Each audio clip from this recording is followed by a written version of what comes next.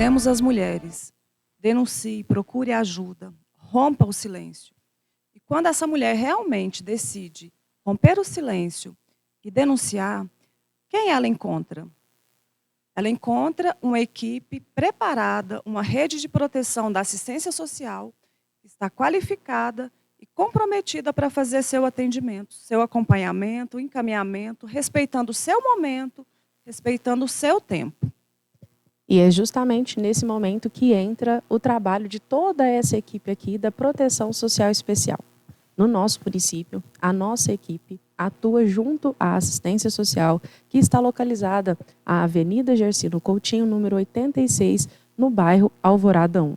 E o nosso trabalho é de preparar, de ter uma escuta, um acolhimento, não é de julgamento. É conduzir para que esse momento onde a mulher se reconhece e ela tenha coragem de fazer essa denúncia, ela possa encontrar os aparatos suficientes para que isso aconteça. Por isso, o nosso papel é de mostrar para essas mulheres que elas não estão sozinhas e que elas podem ter essa ajuda conosco com essa equipe preparada, composta por assistente social, psicólogos e os técnicos também que poderão auxiliar.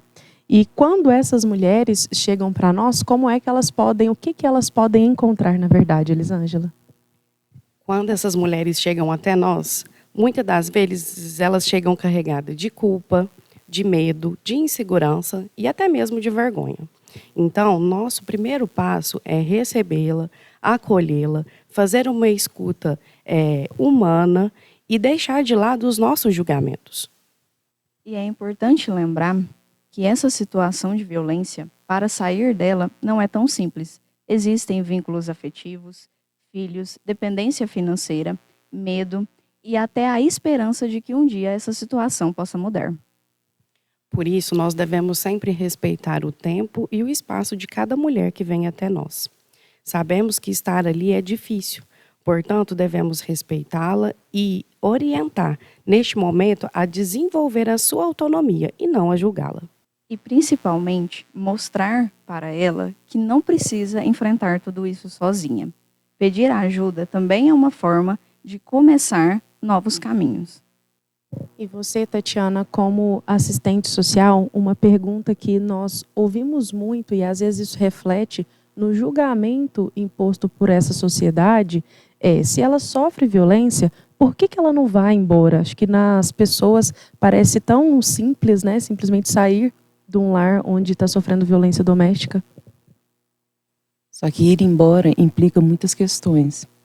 Uma delas é onde vou morar, como sustentar a família e como me manter. E como reestruturar toda uma nova vida. Então, assim, devemos parar de perguntar para elas por que elas ficam e sim tentar ajudar no que implica toda essa situação, como a manter a família e a se manter nesse momento. E quando ela chega para nós, na assistência social, você, como assistente social, faz toda uma abordagem de acolhimento até para verificar essas situações de vulnerabilidade e ofertar os benefícios socioassistenciais que nós temos, correto? Sim.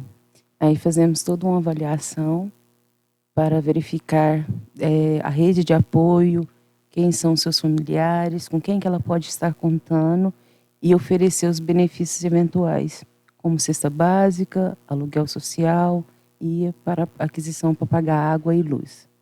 E nós temos casos, né, Tatiana, que às vezes nem só dependendo financeiramente desse marido, mas de pessoas também que praticam outros tipos de violência, não permitindo que a mulher às vezes trabalhe, que tenha uma fonte de renda, ou cerceando o direito dela de próprio usufruto do seu salário. Isso também é uma forma de violência. Sim, é uma violência patrimonial. Não deixando ela trabalhar, destruindo os documentos, os bens dela. Isso também é uma forma de violência. Até aqui, falamos sobre o que é o trabalho da assistência social. Mas quando o assunto é violência contra a mulher, tem algumas dúvidas que surgem com frequência que precisam ser esclarecidas. São dúvidas que chegam através dessas mulheres que muitas vezes por medo, vergonha ou simplesmente por não saberem aonde buscar esse acolhimento. Por isso nós reunimos algumas perguntas que aparecem para nós, lembrando que nenhuma dessas perguntas são específicas a algum caso de atendimento nosso, e sim dúvidas gerais que as mulheres têm. Então nós vamos começar aqui com as nossas psicólogas. Elisângela, o que a gente ouve muito na sociedade, às vezes as mulheres falando, ele nunca me bateu, mas me humilha, me ameaça e controla tudo o que eu faço. Isso também é uma violência? Sim, com certeza é uma violência. Não apenas a agressão física é uma violência. Quando a pessoa se sente humilhada, quando ela passa por constrangimento, quando ela se isola, isso tudo faz parte de uma violência, a qual, digamos que a violência psicológica, que é um tipo de violência que também deve ser destacada neste momento. E antes até mesmo de denunciar, acho que o primeiro passo ele está em se reconhecer nesse ciclo da violência. Então, para as mulheres que ainda não têm condições de realizar essa denúncia, ela pode ser atendida pela nossa equipe mesmo assim? Com certeza. Deve procurar nossa equipe para ser orientada, para ter o acompanhamento necessário. E desta forma, nós não vamos julgá-la, né? Nós vamos oferecer o apoio que ela tanto precisa para conseguir sair dessa zona de conforto e conseguir se reestruturar. Então, vamos fortalecer a autonomia desta mulher. Muito bem. E nós já falamos um pouco sobre, né, Tatiana, mas a gente sabe que muitas das vezes essas mulheres, elas têm medo de sair desse lar justamente por depender financeiramente. E isso se agrava muito quando elas têm filhos. As mães, elas pensam primeiro nos filhos, e aí como que ela vai sair de casa sem ter para onde ir? Onde que ela pode encontrar apoio? Ela pode estar procurando a nossa equipe, que vai orientá-la, encaminhá-la e ofertar os benefícios necessários. Muito bem. E, Suzy, agora com você. Eu me separei, mas ele continua me perseguindo, mandando mensagem e aparecendo nos lugares onde estou. Ou seja, essa mulher já se reconheceu nesse ciclo, já teve a coragem para realizar essa denúncia, mas esse agressor ainda continua importunando. O que ela pode fazer? A violência, ela não termina quando o relacionamento termina. Então, ela deve procurar orientações e também, caso tenha algum risco eminente, que ela possa estar procurando a equipe de proteção, os órgãos de segurança e de proteção também. E quando nossa equipe analisa o contexto de violência doméstica, nós não pensamos apenas na figura da mulher em si, mas nós sabemos que muitas das crianças presenciam esses momentos de brigas, de agressões, e mesmo que ele não agrida as crianças, isso pode afetá-las? Sim, mesmo que essa criança ela não tenha sofrido nenhum tipo de agressão, mas ela vai gerar comportamentos adversos, ansiedade, medos, inseguranças, e não só agora na vida presente, mas futuramente, quando ela se tornar adulta, podendo ainda repetir todas essas agressões vivenciadas no núcleo familiar que ela criar. Muito bem. E quando vocês, tenho vergonha de contar o que estou vivendo, e o que acontece quando eu chegar no serviço de vocês? Nosso primeiro passo é o acolhimento. Você será acolhida por essa equipe aqui, onde terá uma escuta ativa, buscar entender as suas necessidades, aquilo que você precisa para sair desse momento de violência doméstica. O segundo passo é a articulação com a rede de proteção. Então, verificar quais os direitos violados a sua família, o seu núcleo familiar está passando, podendo ser encaminhada, se necessário for, para a rede de saúde, para a rede de educação, pensando nos seus filhos, também para um acompanhamento psicológico.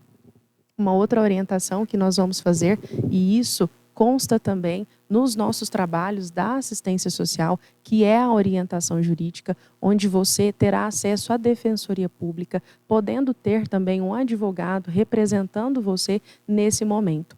O primeiro passo para essa denúncia, nós temos os canais oficiais, o 180, mas aqui para o nosso município recomenda-se que ligue imediatamente para o 190 para que tenha uma resposta imediata da Polícia Militar. Então, você pode ligar no 190 ou procurar também pelas delegacias da Polícia Civil, pela Polícia Militar, ou você também pode procurar o Ministério Público para fazer esse boletim de ocorrência, já solicitar naquele momento a medida protetiva para que você resguarda a sua segurança e a partir desse momento será decretado então a medida protetiva, colocando você e os seus filhos também em segurança, que é muito importante.